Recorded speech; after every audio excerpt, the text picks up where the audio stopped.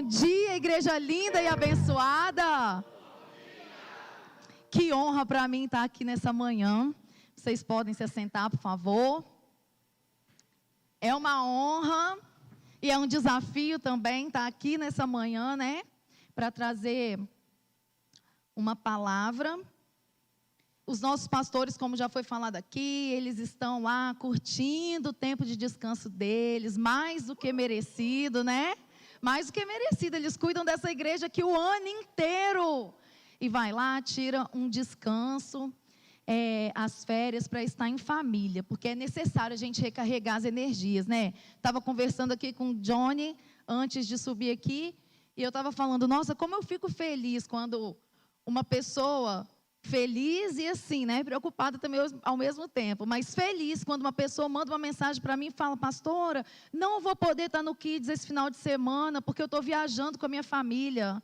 Glória a Deus, é tão bom as pessoas poderem viajar, estar em família, gerar memórias, deixar ali um legado de estar juntos com seus filhos, com seu marido, com a sua esposa, não tem nada melhor. Isso recarrega as energias. Eu tenho visto aí no Instagram as pessoas falando, ai meu Deus, hoje é 72 de janeiro de 2024. Ô gente, deixa janeiro ser grande, gente. É a única férias que eu tenho no ano em janeiro. Deixa janeiro estender, entrar fevereiro sendo janeiro.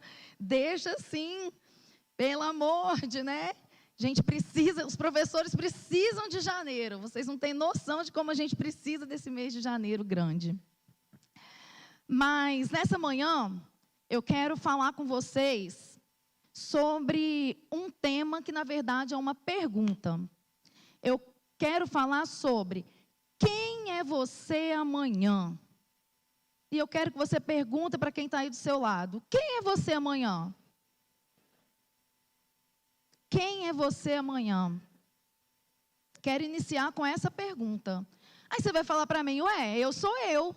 Quem sou eu amanhã? Eu continuo sendo a Juliana, ele continua sendo Jonas Júnior.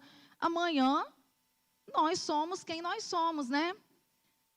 Mas eu quero aprofundar um pouquinho mais. Quem é você quando você sair daqui e voltar para sua casa? Você é essa bênção toda que você é aqui?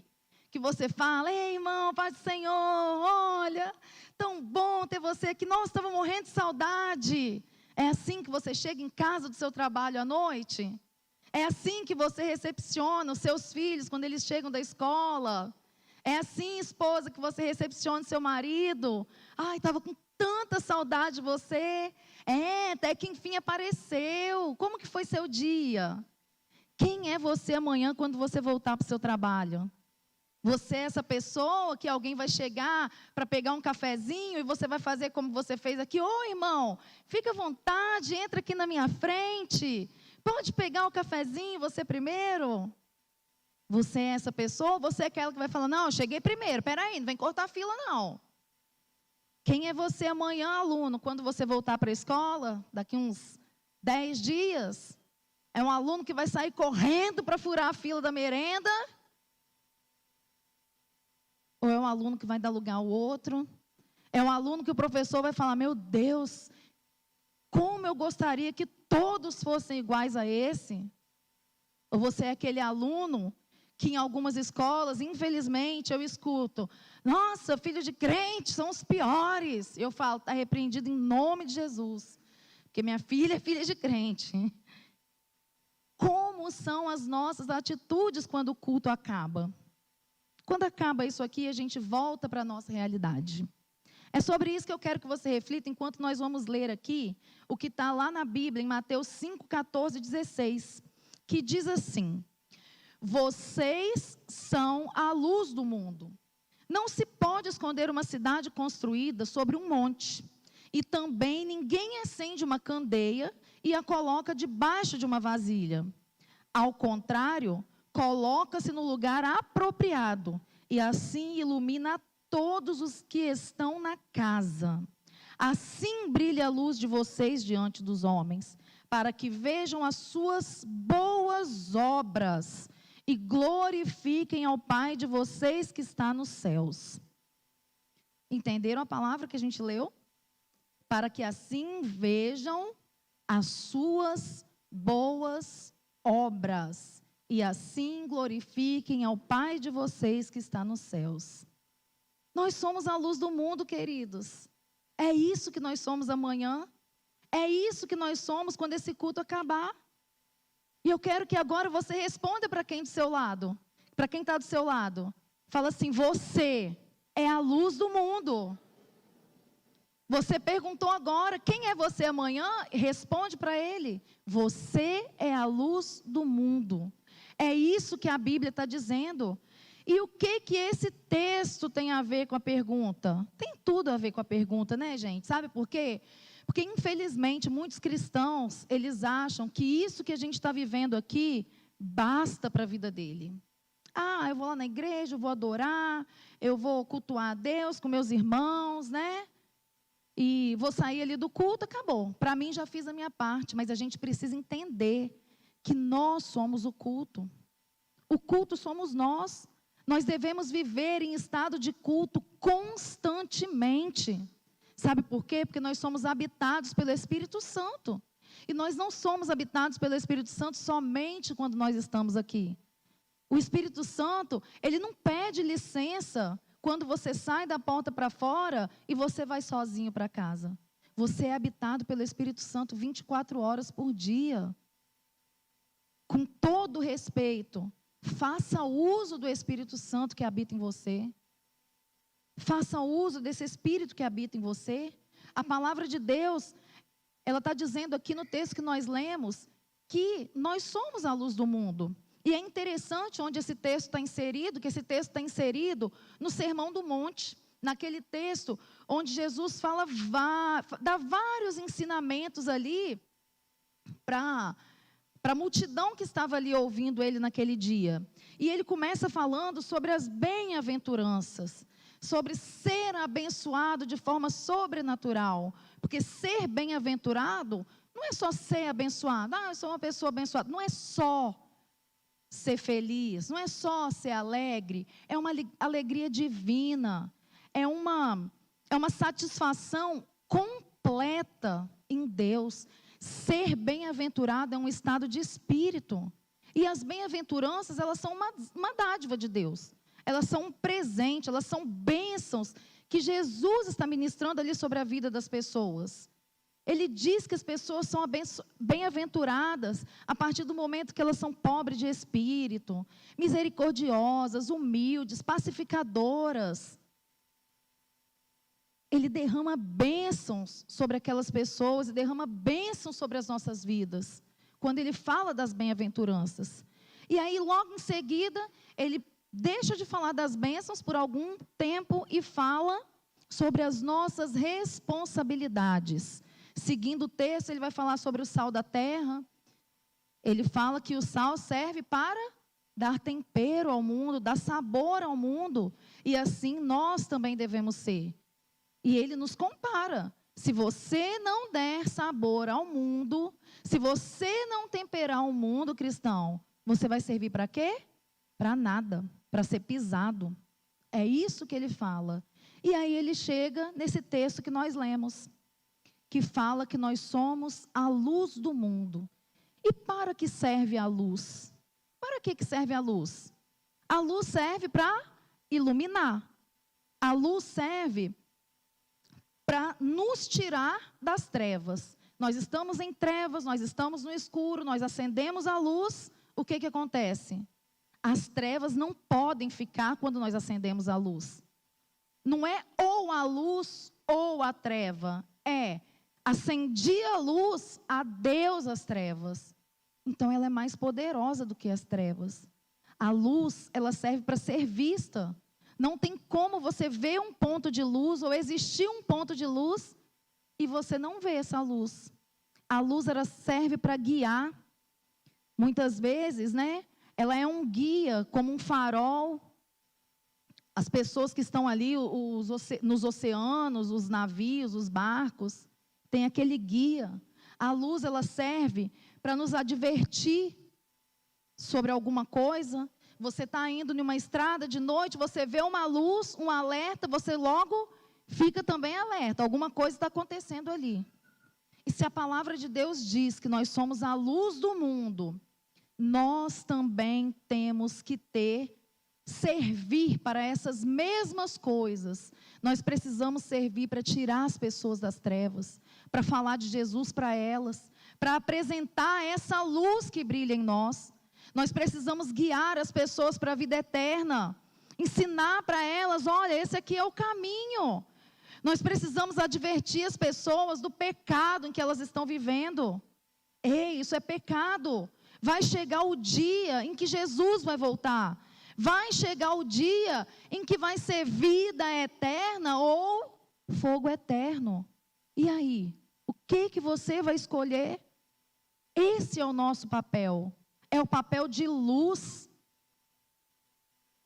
Você é luz no mundo para que você possa ser visto pelas pessoas através das suas boas obras, como o texto está dizendo aqui em Mateus 5,14. Então, foi por isso que eu fiz a pergunta: quem é você amanhã? Você é essa luz que brilha, que ilumina o ambiente onde você chega? Quando a gente sai daqui dessa igreja, a gente tem que entender que uma igreja em movimento, ela precisa sair com cada um de nós, porque nós somos a igreja de Jesus. Onde quer que a gente esteja, no trabalho, na escola, na família, dando um bom dia, ajudando um vizinho, fazendo o que for, ou onde quer que seja, essa igreja tem que sair com a gente. A nossa igreja é uma bênção. A gente vê a nossa igreja fazendo tantas obras sociais, abençoando tantas pessoas. Eu fico chocada, assim, tem um grupo de homens, né? Que meu marido, às vezes, fala, nossa, aqui no grupo de homens hoje está acontecendo isso e tal. Glória a Deus, nós conseguimos ajudar um irmão com isso daqui. E eu fico assim, meu Deus, glória a Deus, nós estamos sendo luz do mundo. Para os nossos irmãos. E para quem não conhece a Jesus? As nossas atitudes são as mesmas? Nós precisamos ser luz. Nós precisamos iluminar o lugar onde nós chegamos. Não faz sentido você acender uma luz, como diz o texto aqui, ó. Não se pode esconder uma cidade e construí-la. E também, ninguém acende uma candeia e coloca ela debaixo de uma vasilha. Ninguém faz isso. Não faz sentido você acender uma luz e colocar ela e esconder essa luz.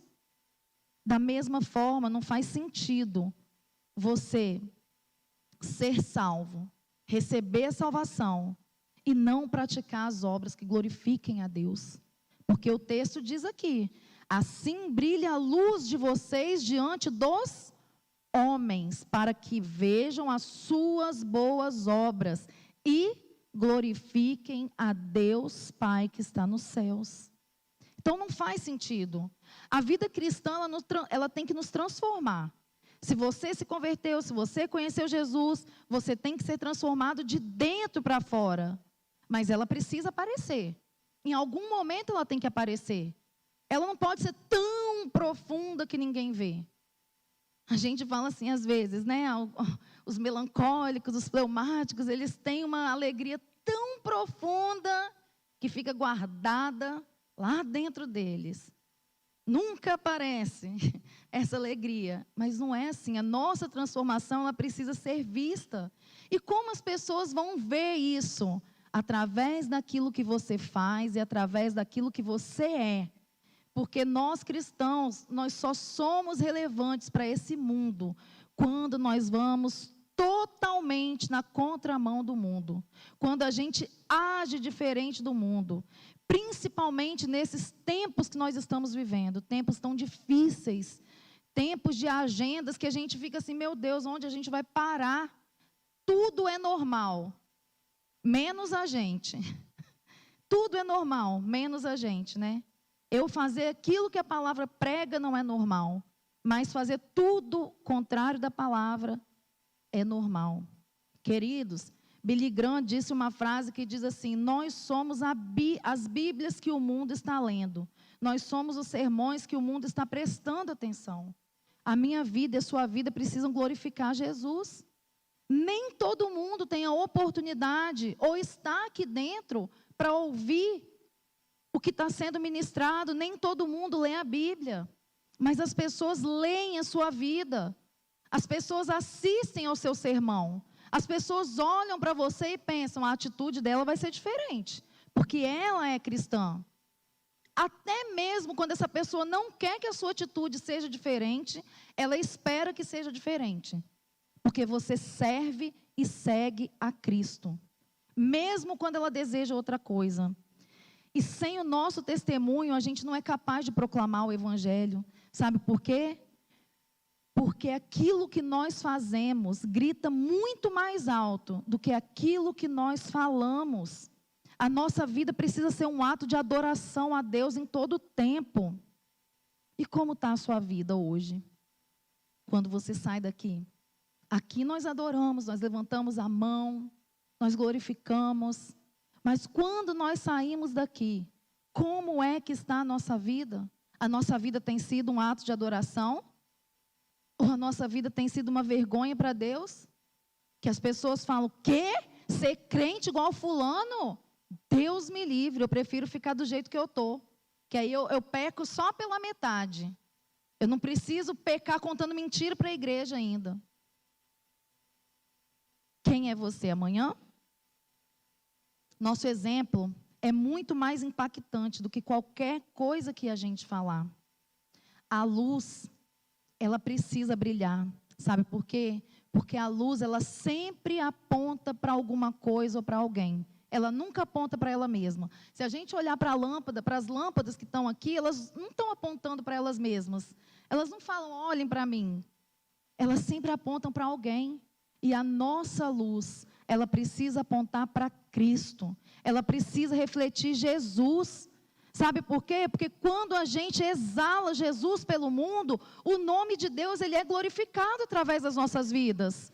E é para isso que nós precisamos ser luz. Não é para que as pessoas olhem para mim e falem, nossa, como a Juliana é boazinha. Não, porque se tirar Jesus não sobra nada. Se eu agir fora do fruto do Espírito, sem a presença do Espírito Santo, não sobra nada. Nada. Nada de bom. Nós precisamos ser luz do mundo para que a gente possa apontar para Deus. Para que a gente possa glorificar o nome de Deus. É para isso. Lá em Efésios 2, de 8 a 10, a palavra diz assim, vocês são salvos pela graça, por meio da fé. E isso não vem de vocês. É dom de Deus. Não por obras, para que ninguém se glorie. Mas eu quero, olha, presta atenção, bastante atenção que a palavra diz. Vocês são salvos pela graça, por meio da fé, não por obras. É para que você não fique achando que o mérito é seu, porque não é.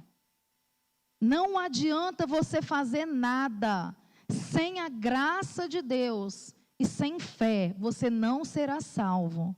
Mas olha o complemento do texto, porque a gente gosta de parar nessa parte, né? Ai, eu não sou salvo pelas minhas obras, é por meio da fé, eu tenho fé, a graça de Deus está sobre a minha vida.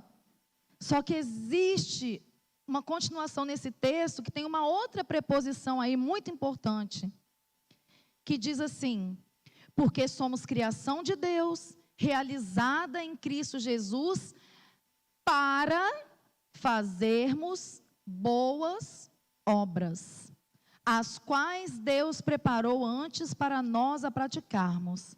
Então, observa bem o que diz o texto. Você não é salvo por obras, mas você é salvo para as boas obras. A finalidade da sua salvação não acaba em você. A finalidade da sua salvação não é você mesmo. A finalidade da sua salvação são as boas obras que o próprio Deus preparou para que nós a praticássemos. Essa é a finalidade da salvação. Esse é o objetivo da salvação. Ou seja, as obras não me salvam. Não é pelas obras que eu sou salvo, mas as obras, elas devem ser uma evidência da minha salvação. Elas devem demonstrar o encontro que eu tive com Jesus. Quando eu encontro Jesus, a minha atitude tem que ser diferente. O que eu mostro para as pessoas depois que eu encontrei Jesus? Quais são as obras que eu tenho mostrado? As mesmas do passado? Eu continuo contando mentira, eu continuo em pecado, eu continuo em adultério, eu continuo roubando, eu continuo enganando. Quais são as obras que fazem parte da minha vida? Eu olho alguém que precisa, não estou nem aí para ele, passo e finjo que não vi. Quais são as obras? Nós somos salvos para as obras. O mundo precisa ver Jesus através de nós. A pergunta que precisa ecoar dentro da nossa cabeça é: o que Jesus faria no meu lugar? O que Jesus faria se eu estivesse aqui? Se ele estivesse no meu lugar? Como Jesus trataria a Aline no meu lugar? Como? O que ele responderia para ela? O que Jesus responderia para alguém que está necessitado? O que Jesus faria por uma pessoa que está com fome? O que Jesus faria por uma pessoa que precisa de tempo, de sentar e bater papo? Às vezes é só isso. O que Jesus faria se alguém pedisse uma oração? E o que você está fazendo? O que mudou na sua vida depois que você conheceu Jesus? Você consegue iluminar o lugar onde você chega? Ninguém é salvo para ficar parado. Não foi para isso que Deus te chamou. Ele não te chamou para você vir sentar aqui e ficar parado. Para influenciar o mundo, nós cristãos precisamos ser e fazer. Antes de falar qualquer coisa. Pregar aos olhos, antes de pregar aos ouvidos. Existe, eu não sei de quem é essa frase, que ele fala assim: se necessário for, eu abro a minha boca para falar de Jesus. Mas é bom que as pessoas venham para Jesus através da minha vida, através do que elas veem em mim. Nós precisamos ser resposta de oração, queridos, na vida das pessoas. Nós recebemos a salvação, como nós vimos aqui, para as boas obras. E muitas vezes nós não temos cumprido esse chamado de Jesus, esse propósito. Nós não temos obedecido a palavra, nós temos negligenciado o chamado, o propósito que Jesus tem para as nossas vidas. Aquilo que a gente ouve aqui no culto, na EBD, no GPS. A gente precisa refletir isso no mundo. Isso precisa surtir efeito na vida das outras pessoas. Isso tem que fazer diferença nas pessoas que estão ao nosso lado. Porque se a gente não fizer para glorificar o nome de Deus, outra pessoa está disposta a fazer. Quem lembra da história do bom samaritano? Quem lembra dessa história? Passou um sacerdote, obrigada, apóstolo. Passou um sacerdote, olhou, ai, agora eu não posso, estou muito ocupado. Passou um levita, chegou para o lado, porque estava ocupado. 2 homens de Deus, né? 2 de nós passaram reto. E o samaritano fez o quê? Ele parou. O homem que não conhecia Jesus, o homem que não conhecia Deus, ele parou, cuidou daquele homem, colocou em cima do cavalo, levou para a hospedaria, pagou o necessário, deixou pago o que ele poderia ainda vir a gastar, porque ele precisava continuar o caminho dele. E o nome de Deus vai ser glorificado se um ímpio fizer? A gente não pode perder a oportunidade de glorificar o nome de Deus através das nossas ações. Nós precisamos ser a luz que ilumina o ambiente onde a gente chega. Nós precisamos fazer a diferença no meio. Nós precisamos ser resposta de oração, sabe por quê? Porque sempre haverá uma necessidade. Essa necessidade vai gerar uma oração. Até o ateu muitas vezes ora, né? Na hora do desespero, ai meu Deus, o que eu vou fazer agora? Seja você a resposta de oração desse ateu, para que ele possa ter um encontro com Jesus. Que eu seja a resposta de oração. Quando você ora, Deus te responde, amém? Às vezes demora um pouco, às vezes a resposta é não, mas Ele responde. Quando outra pessoa ora, Jesus também responde. Então que você seja essa resposta de oração. para que nós não venhamos perder a oportunidade de ver o nome de Deus sendo glorificado. Que nós não venhamos fugir dos problemas, mas que nós possamos olhar para o problema como a oportunidade de apresentar Jesus, de fazer Jesus ser conhecido através das nossas vidas. Que nós possamos sair daqui sabendo que nós somos a solução do problema. Sabe por quê? Porque nós somos a luz do mundo. E para que as pessoas vejam as nossas boas obras e glorifiquem o nome de Deus, porque é para Ele que nós apontamos através das nossas boas obras. Amém, queridos?